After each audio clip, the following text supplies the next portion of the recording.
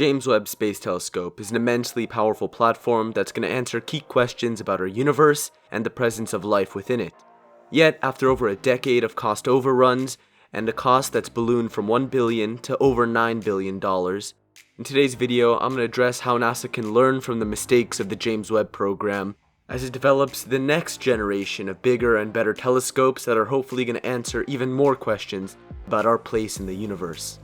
Any conversation about James Webb has to start with Hubble, possibly one of NASA's most successful programs and definitely one of the most successful science programs, that began development in 1977 with a proposed cost of $200 million, but 40 years and 5 servicing missions later, that cost has ballooned to $9.6 billion. But Hubble, thanks to these frequent servicing missions, has been able to last for 30 years, and thanks to the frequent servicing missions, it was able to constantly upgrade its electronics. But that doesn't hide the fact that it was delayed for 2 years and came $1 billion over budget. The Office of the Inspector General actually coined a term for this. They called it Hubble psychology, where projects that fail to meet initial cost and scheduling goals often receive more money and more attention rather than the opposite. And 40 years later, we still have the same process in effect in the SLS contracts, where the contracts are cost plus and the contractors like Boeing receive more money the longer the project takes.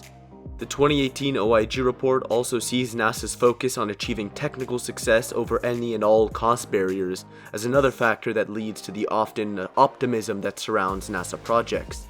Yes, they can dare mighty things, land rovers on Mars, and put telescopes into space that can peer into the earliest time periods of our universe, yet that same optimism and capability often leads the organization to overpromise on their goals and then have to invent and catch up, which is something that cost-plus contracts are good for. They're good for companies that need to innovate in order to reach their goals for an often non-commercially viable product. Yet, it often leads to very expensive products, especially when you combine it with the fact that politicians are all too happy to keep jobs in their district. They don't care where it comes from or if anything ever gets launched. A lot of the times, NASA, who has to deal with budget fluctuations, often sees an underfunded program as better than a cancelled one. As you can clearly see with their HLS bid, that was never going to get funded to the maximum amount, but NASA chose to stick with at least something to keep the project going, even if that's going to potentially delay the Artemis program. Now back to the topic at hand, James Webb. It was the perfect storm of delays. They were caused by technical complexity, human error, testing failures, the pandemic, and even launch vehicle problems with Ariane 5's fairing vibration issues. But nothing ever happens by accident. The James Webb mission architecture was inherently flawed. A lot of the technologies they needed for the James Webb Telescope to exist weren't even invented yet. In fact, there are 10 inventions that had to be done just for James Webb to function. It was a really ambitious design, and now hopefully NASA's going to reap the rewards in a couple months when it does launch, hopefully fingers crossed, and goes to L2 and does amazing science. But NASA's recognized that they've got a problem with what they call late maturation of technology in a program's life cycle, or basically inventing stuff after you say you're gonna do it. It's ambitious, but you have to ask, in a world where the Hubble Space Telescope is oversubscribed by 8 times, is James Webb really gonna be worth it? Now, its L2 position also offers increased complexity. L2, if you don't know, is a Lagrange point or a point of orbital stability just outside Earth's orbit where the orbital forces of the Earth and the Sun balance out to keep any telescope or object placed there in rough perpetuity. And James Webb has to go to this L2 point because it's an infrared telescope. It can't hang out close to the Earth like Hubble because it would warm up thanks to the Earth's reflective heat, which would render the telescope inoperable as it needs a very cold environment, almost close to absolute zero. And L2 also means that it's impossible to service. Unlike Hubble, you can't have space shuttles come up and service it, which means the James Webb Space Telescope is going to be limited to a lifespan of roughly 10 years. And since Webb is in L2 and not LEO, it doesn't have to deal with the 45-minute long orbital day that renders half of Hubble's operating time just useless. This means Webb can get double the observing done in the same amount of time. Now, some people have argued that cost-plus contracts are outdated, and NASA should go with the fixed-price model that they've used for commercial crew and cargo that's been so successful. But that ignores the primary purpose of cost-plus contracts, which is exactly for missions like the James Webb Space Telescope. that aren't commercially marketable, like the Falcon 9 and Crew Dragon, which I have to say has been getting a ton of commercial spaceflight deals that I definitely want to talk about later on. But before I go on a tangent, James Webb is a marvel of engineering, but there just isn't a commercial market for multi-billion-dollar space observatories. James Webb is the only one Northrop Grumman's going to be making. This means they need significant commercial incentive to take on such a risky mission.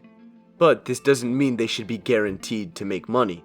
In fact, the OIG suggests that contracts should be structured with incentives that aren't just based on final performance and technical success, but they're also based on timelines and penalize you if you go over budget and over time, which does seem like a pretty reasonable way to structure your contracts. And the topic of this video is especially prescient as the 2020 decadal survey that's going to recommend the next space telescope to NASA is releasing its results this month. In it are 4 extremely capable observatories, LUVOIR, HABEX, Origins, and Lynx, all 4 of which were summarized excellently in a planetary radio interview with Grant Tremblay, a member of the Lynx team but who does a great job extolling the virtues of his quote-unquote competitors. You'll see why I say that if you watch the podcast. I'll drop the link in the description below. This decadal survey is extremely important. NASA is bound by law to respect the decision of it, and the James Webb Space Telescope and Nancy Grace Roman Space Telescope were both recommended in the 2000 and 2010 decadal surveys respectively.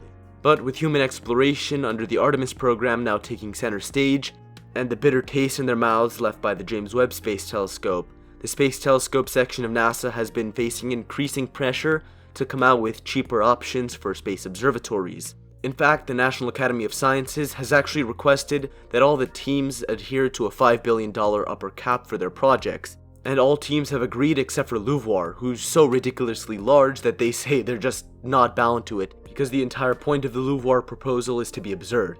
And I want to make a video detailing all about LUVOIR and why it's just a crazy idea for a telescope. But it's a good thing that NASA and the National Academy of Sciences are realizing that telescopes can't be run like James Webb. Telescope programs need to be leaner and offer more results in a shorter amount of time.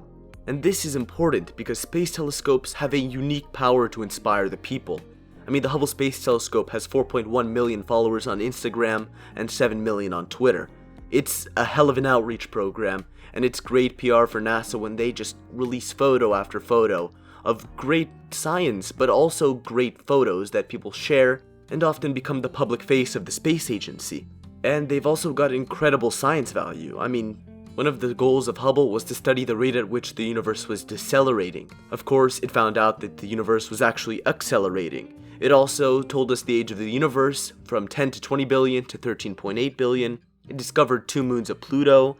It played a key role in discovering dark energy, and it discovered that supermassive black holes are ubiquitous throughout the universe. All this, not to mention the countless people who were inspired into STEM careers by the photos taken by Hubble, all for the cost of 90 F-35s. And for all its flaws, the James Webb Space Telescope is going to answer fundamental questions about our universe, like what the atmospheres of Earth-like worlds look like, how the first galaxies were formed, and how they came to become the galaxies we know today. As mankind starts to ask bigger and bigger questions about the universe and our place in it, we're naturally going to need bigger and more ambitious space telescopes to help answer those questions. It's just a matter of properly managing and executing these missions that offer so much to the space community and humanity as a whole. I'm Cost Plus Content, signing off.